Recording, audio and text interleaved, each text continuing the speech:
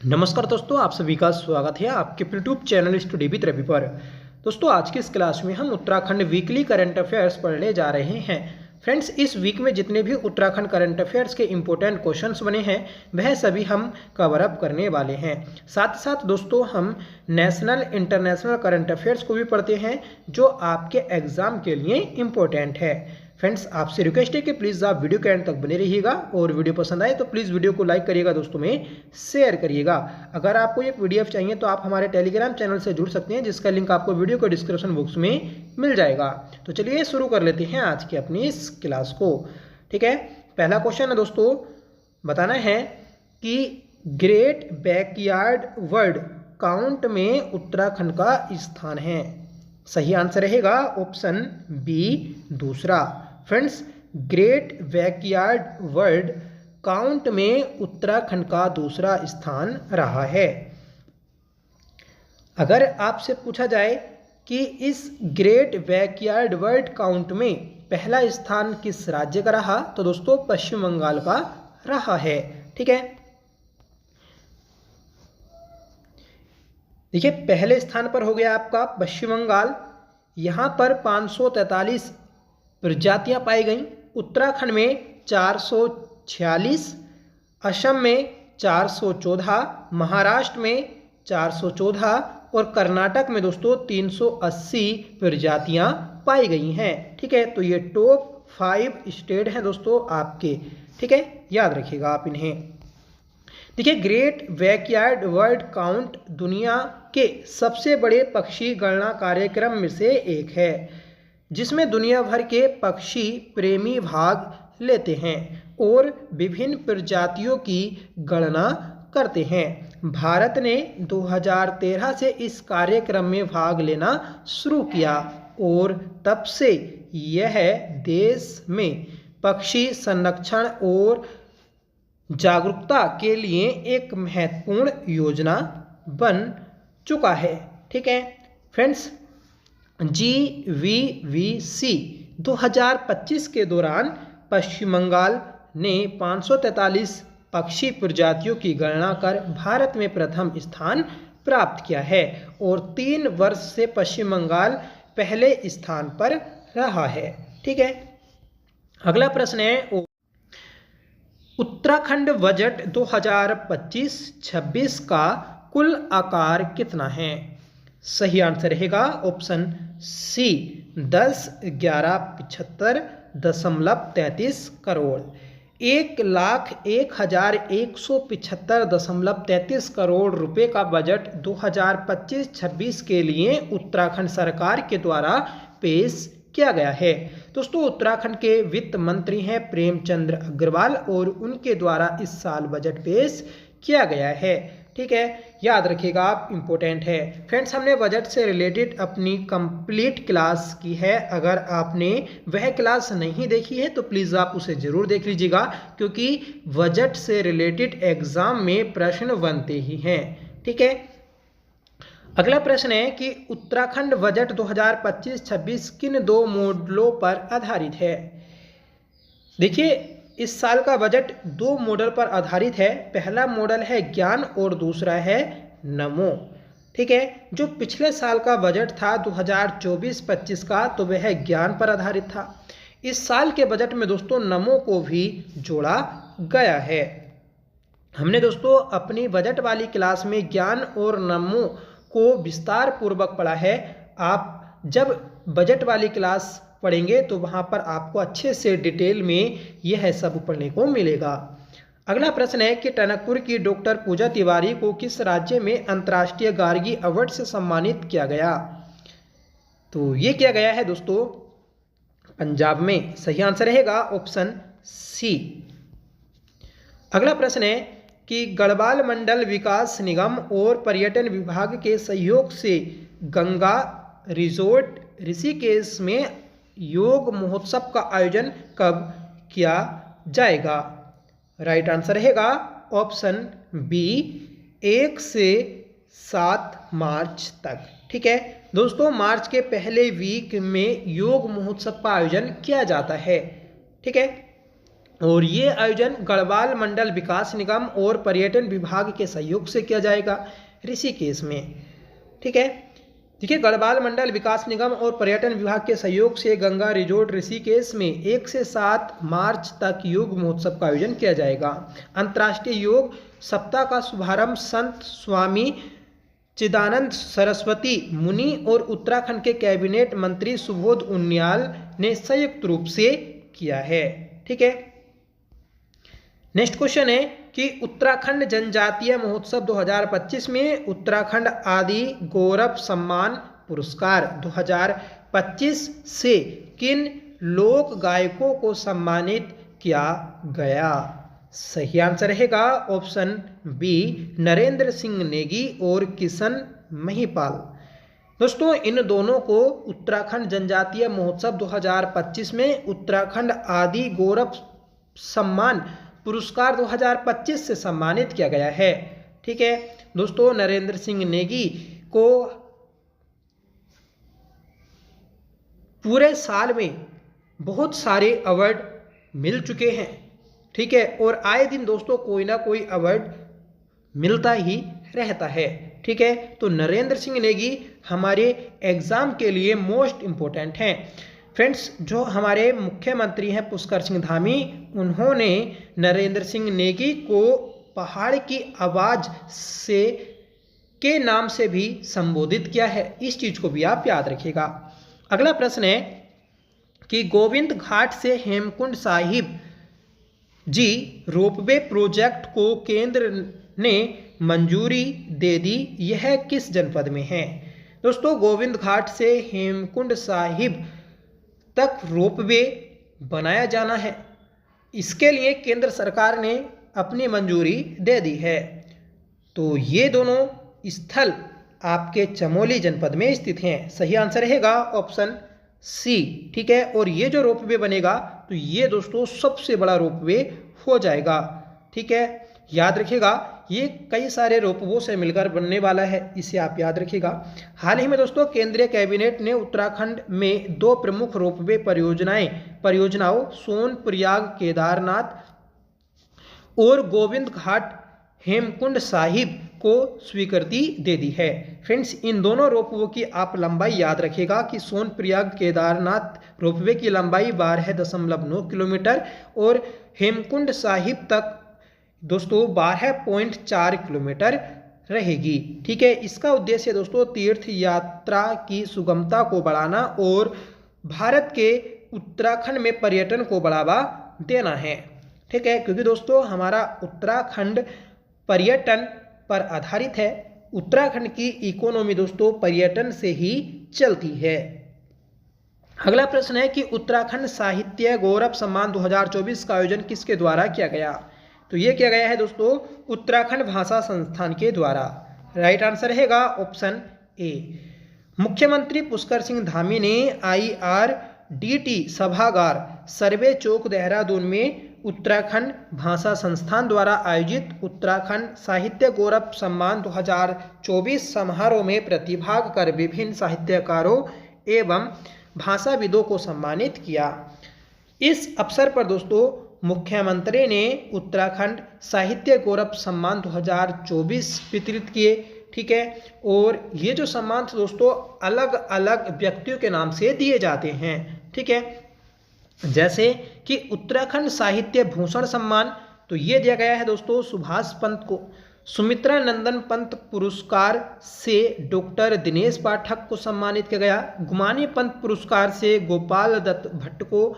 भजन सिंह पुरस्कार से कुलानंद घनसाला को। गोविंद चातक पुरस्कार से श्रीमती सुनीता चौहान को सम्मानित किया गया। प्रोफेसर उनवान चिश्ती पुरस्कार से सिगर उल्लाह को सम्मानित किया गया। गोरा पंत शिवानी पुरस्कार से श्रीमती समा खान को सम्मानित किया गया। मंगलेश डबराल पुरस्कार से सतीश डिमरी को। महादेवी वर्मा पुरस्कार से शशि भूषण बड़ोनी को। और दोस्तों सलेश मटियानी पुरस्कार से ललित मोहन रयाल को सम्मानित किया गया है। ठीक है, डॉक्टर पीताम्बर दत्त वड़तवाल पुरस्कार से नीरज कुमार नेथाड़ी को सम्मानित किया गया। ठीक है, और बहादुर बोरा बंधु पुरस्कार से महेंद्र ठुकराठी को सम्मानित किया गया। शेर सिंह बिष्ट अनपढ़ पुरस्कार से मोहन चंद्र जोशी को सम्मानित किया गया। भवानी दत्त थपलियाल सती पुरस्कार से वीरेंद्र पवार को सम्मानित किया गया। कन्हैया डंडरियाल पुरस्कार से मदन मोहन को सम्मानित किया गया। गिरीश तिवारी गिरदा पुरस्कार से डॉक्टर पवनेश को सम्मानित किया गया और विद्यासागर नोटियाल पुरस्कार से अनूप सिंह रावत को सम्मानित किया गया है। भैरव दत्त धूलिया पुरस्कार जो कि आपका पत्रकारिता के क्षेत्र में दिया जाता है, इससे दोस्तों M.R. ध्यानी को सम्मानित किया गया। तो ये दोस्तों आपके उत्तराखंड साहित्य गौरव सम्मान के अंतर्गत दिए जाने वाले महत्वपूर्ण पुरस्कार थे। आप इन्हें याद रखिएगा, इनमें से कोई भी पुरस्कार एग्जाम में पूछा जा सकता है। ठीक है, हर एक पुरस्कार दोस्तों इंपॉर्टेंट है। आप इसे 2-3 बार देख लेंगे तो आपको ये याद हो जाएगा, या फिर आप इसे नोट करते हुए चलेंगे तो तब भी आपको याद हो जाएगा। ठीक है, अगला प्रश्न है कि प्रधानमंत्री मातृत्व वंदना योजना में प्रदेश में पहला स्थान निम्न में से है। तो इस योजना में पहला स्थान पौड़ी गढ़वाल का है। सही आंसर रहेगा ऑप्शन बी। फ्रेंड्स, केंद्र सरकार ने 1 जनवरी 2017 को प्रधानमंत्री मातृत्व वंदना योजना का शुभारंभ किया था। इस योजना को उत्तराखंड में जनवरी 2018 से लागू कर दिया गया।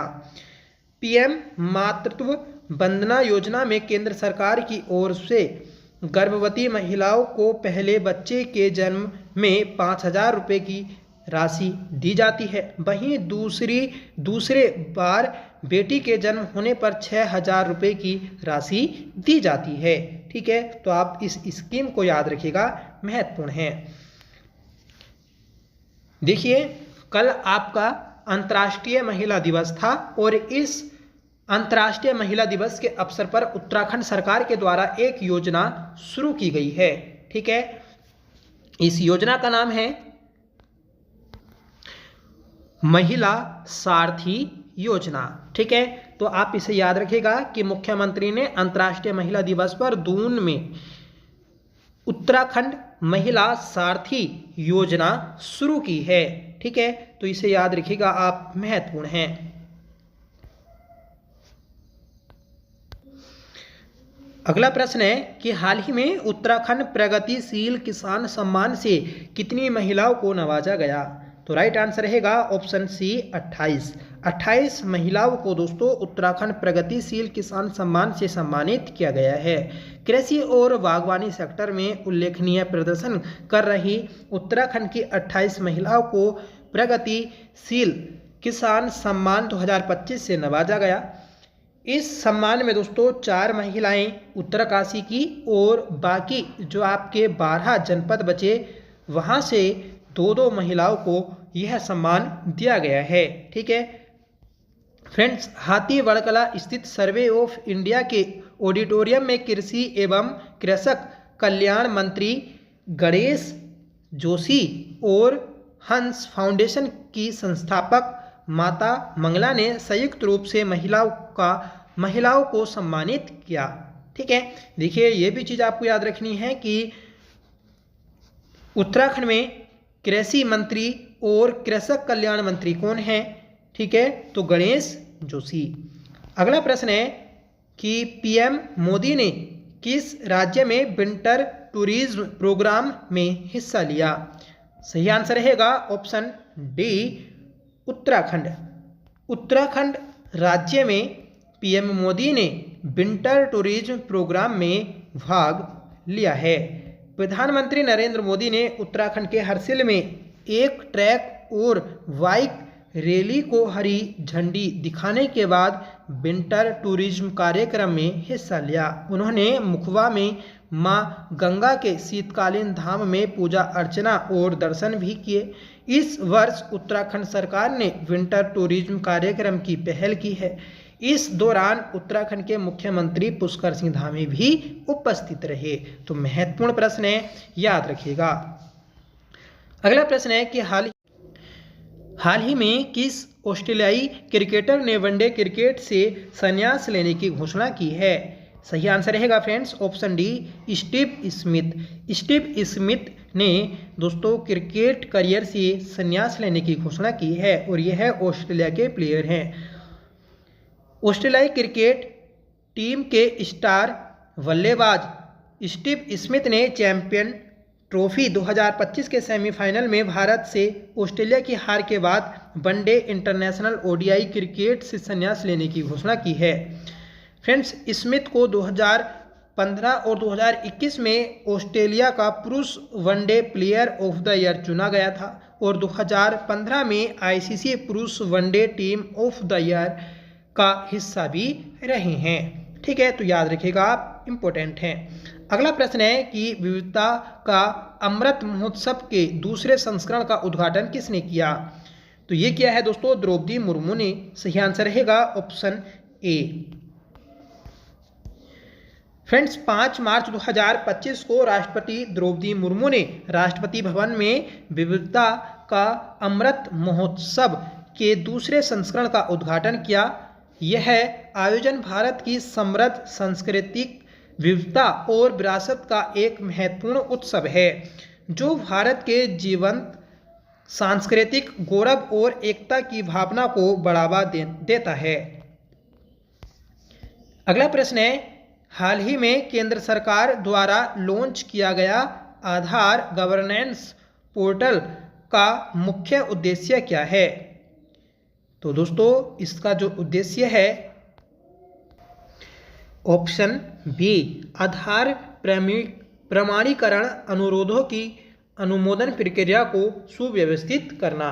ठीक है, तो आप ऑप्शन बी को याद रखिएगा, इंपॉर्टेंट है। इस प्रकार के प्रश्न दोस्तों एसएससी और रेलवे में ज़्यादा पूछे जाते हैं। ठीक है, अगला प्रश्न है कि सेबी के नए अध्यक्ष के रूप में किसे नियुक्त किया गया है?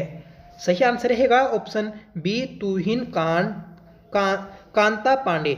ठीक है, तो तुहिन कांत पांडे को दोस्तों सेबी का नया अध्यक्ष बनाया गया है। अगला प्रश्न है कि हाल ही में वन नेशन वन पोर्ट पहल का उद्घाटन किसने किया? तो ये क्या है दोस्तों ऑप्शन बी, सर्बानंद सोनोवाल ने। ठीक है, सर्बानंद सोनोवाल ये दोस्तों हमारे बंदरगाह मंत्री भी हैं। ठीक है, जो जहाज रानी मंत्रालय के मंत्री होते हैं। ठीक है, तो उन्हीं के द्वारा वन नेशन वन पोर्ट पहल का उद्घाटन किया है।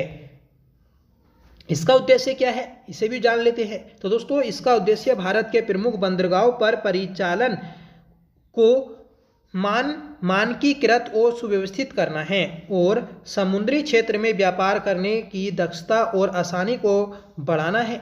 यह लॉन्च भारत के बंदरगाह बुनियादी ढांचे को आधुनिक बनाने और इसकी वैश्विक व्यापार क्षमताओं को बढ़ावा देने के व्यापक प्रयासों का हिस्सा है। अगला प्रश्न है कि हाल ही में चर्चा में रहा प्राणी मित्र राष्ट्रीय पुरस्कार किस क्षेत्र में उत्कृष्ट योगदान के लिए दिया जाता है? तो ये दोस्तों पशु कल्याण के क्षेत्र में उत्कृष्ट योगदान देने के लिए दिया जाता है। फ्रेंड्स, अनंत अंबानी की वनतारा को पशु कल्याण में उत्कृष्ट योगदान के लिए कॉरपोरेट श्रेणी में प्रतिष्ठित प्राणी मित्र राष्ट्रीय पुरस्कार से सम्मानित किया गया। यह सम्मान पशु कल्याण के क्षेत्र में भारत सरकार द्वारा दिए जाने वाला भारत का सर्वोच्च सम्मान है। प्राणी मित्र पुरस्कार कॉरपोरेट संस्थाओं, संगठनों और व्यक्तियों सहित विभिन्न क्षेत्रों में पशु कल्याण में उत्कृष्टता को पहचानने और प्रोत्साहित करने की एक व्यापक पहल का हिस्सा है। तो याद रखिएगा आप, महत्वपूर्ण है। अगला प्रश्न है कि राष्ट्रीय विज्ञान दिवस प्रतिवर्ष कब मनाया जाता है? फ्रेंड्स, राष्ट्रीय विज्ञान दिवस प्रतिवर्ष 28 फरवरी को मनाया जाता है। सही आंसर रहेगा ऑप्शन डी। भारतीय भौतिक वैज्ञानिक सीवी रमन द्वारा रमन प्रभाव की खोज के उपलक्ष्य में हर साल 28 फरवरी को राष्ट्रीय विज्ञान दिवस मनाया जाता है। इस वर्ष का थीम विकसित भारत के लिए विज्ञान और नवाचार में वैश्विक नेतृत्व के लिए भारत युवाओं को सशक्त बनाना है। इस योजना के लिए उन्हें 1930 में भौतिकी में नोबेल पुरस्कार से सम्मानित किया गया और वे विज्ञान में नोबेल पुरस्कार पाने वाले पहले एशियाई बने हैं। ठीक है, ये भी क्वेश्चन बनता है कि सीवी रमन को नोबेल पुरस्कार कब मिला था, तो 1930 में। किस क्षेत्र में मिला, तो दोस्तों भौतिकी के क्षेत्र में रमन प्रभाव की खोज करने के लिए मिला था। अगला प्रश्न है कि हाल ही में चर्चा में रहा इडुक्की वन्यजीव अभ्यारण्य किस राज्य में स्थित है। फ्रेंड्स, आप सभी पढ़ते हैं कि इडुक्की वन्यजीव अभ्यारण्य ये केरल में स्थित है। ठीक है, इडुक्की परियोजना भी आती है। ठीक है, अगला प्रश्न है कि पीएम मोदी ने बंतारा एनिमल रेस्क्यू सेंटर का उद्घाटन किस राज्य में किया। ये क्या है दोस्तों, ऑप्शन सी गुजरात में। ठीक है, तो बंतारा एनिमल रेस्क्यू सेंटर का उद्घाटन पीएम मोदी ने गुजरात में किया है। प्रधानमंत्री नरेंद्र मोदी ने हाल ही में गुजरात के जामनगर में स्थित दुनिया के सबसे बड़े वन्यजीव बचाव, पुनर्वास और संरक्षण केंद्र बंतारा का उद्घाटन किया। रिलायंस इंडस्ट्रीज लिमिटेड और रिलायंस फाउंडेशन द्वारा स्थापित यह अत्याधुनिक सुविधा रिलायंस जामनगर रिफाइनरी कॉम्प्लेक्स के भीतर 3500 एकड़ में फैली हुई है। बंतारा में 2000 से अधिक प्रजातियों के 1.5 लाख से अधिक बचाए गए जानवर रहते हैं। ठीक है, हमने ऊपर भी दोस्तों पढ़ा था क्वेश्चन, जो आनंद अंबानी हैं तो वही दोस्तों इसकी देखरेख करते हैं। ठीक है, अगला प्रश्न है कि खेलो इंडिया विंटर गेम्स 2025 के दूसरे फेज का आयोजन कहाँ किया जाएगा। तो ये किया जाएगा दोस्तों गुलमर्ग में। सही आंसर रहेगा ऑप्शन डी गुलमर्ग। ये दोस्तों आपका कश्मीर में स्थित है। ठीक है, यहाँ पर 9 से 12 मार्च तक खेलो इंडिया विंटर गेम्स 2025 के दूसरे फेज का आयोजन होना था। ठीक है, पर दोस्तों यह आयोजन अब स्थगित कर दिया गया है और अब यह 22 से 25 ये अब 9 से 12 मार्च को होगा। ये जो होना था तो यह आपका 22 से 25 फरवरी के मध्य होना था, लेकिन यहाँ पर दोस्तों लगातार बर्फबारी, ठीक है, और बारिश होने के कारण ये रोक दिए गए थे। ठीक है, तो आपको याद रखना है कि खेलो इंडिया विंटर गेम्स 2025 गुलमर्ग में आयोजित किए गए। अगला प्रश्न है कि 97वें अकादमी पुरस्कार में सर्वश्रेष्ठ फिल्म का अवार्ड किसे मिला। तो ये मिला है दोस्तों अनोरा को। सही आंसर रहेगा ऑप्शन सी। फ्रेंड्स, 97वें अकादमी पुरस्कार समारोह 2 मार्च 2025 को हॉलीवुड लॉस एंजल्स के डोबी थिएटर में आयोजित किया गया था। अनोरा ने सर्वश्रेष्ठ फिल्म का पुरस्कार जीता, जो शॉन वेकर द्वारा निर्देशित एक रोमांटिक कॉमेडी ड्रामा है। ठीक है, अगला प्रश्न है कि हाल ही में किसे रक्षा लेखा महानियंत्रक के रूप में नियुक्त किया गया है। सही आंसर रहेगा option B doctor Mayank Sharma को।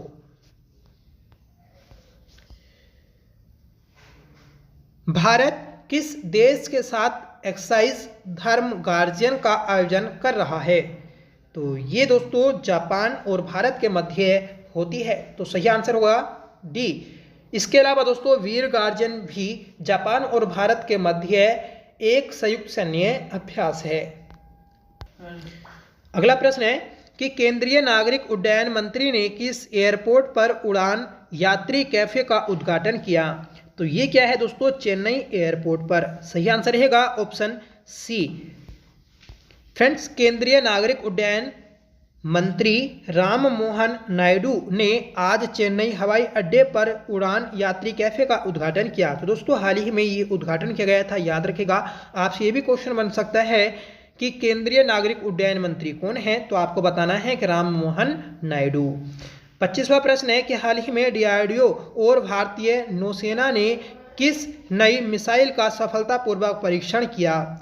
तो ये क्या है, नौसेना एंटी शिप मिसाइल NASMSR ने। ठीक है, रक्षा अनुसंधान और विकास संगठन DRDO और भारतीय नौसेना ने चांदीपुर में इंटीग्रेटेड टेस्ट रेंज से अपनी तरह की पहली नौसेना एंटीशिप मिसाइल का सफलतापूर्वक फ्लाइट टेस्ट किया है। 26वां प्रश्न है कि विश्व वन्यजीव दिवस हर साल कब मनाया जाता है। तो ये मनाया जाता है दोस्तों आपका 3 मार्च को। सही आंसर रहेगा ऑप्शन सी।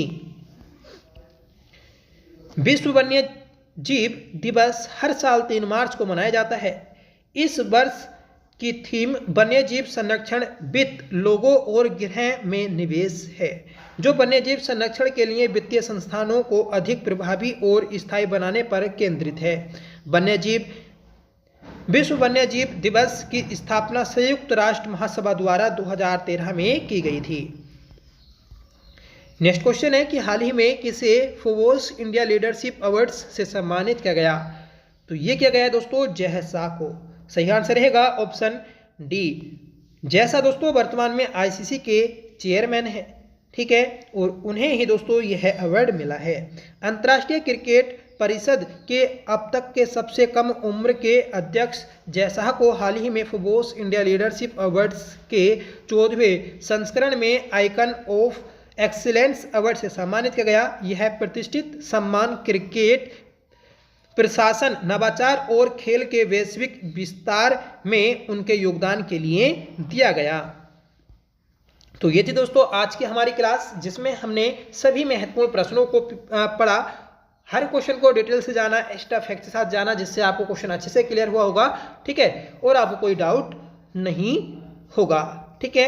आज की इस क्लास का होमवर्क है कि प्रधानमंत्री मातृत्व वंदना योजना में प्रदेश में पहला स्थान निम्न में से है, ठीक है। तो कमेंट करके आपको आंसर बताना है, साथ में बताना है दोस्तों आपकी क्लास कैसी लगी। आई होप क्लास आपको पसंद आई होगी। अगर आपको पसंद आई तो प्लीज़ इसे लाइक करिएगा, दोस्तों में शेयर करिएगा, और आप हमारे चैनल पर पहली बार विजिट कर रहे हैं तो प्लीज़ चैनल को जरूर सब्सक्राइब कर लीजिएगा। तो चलिए मिलते हैं अगली क्लास के साथ, तब तक के लिए bye. Thank you so much for watching. जय हिंद।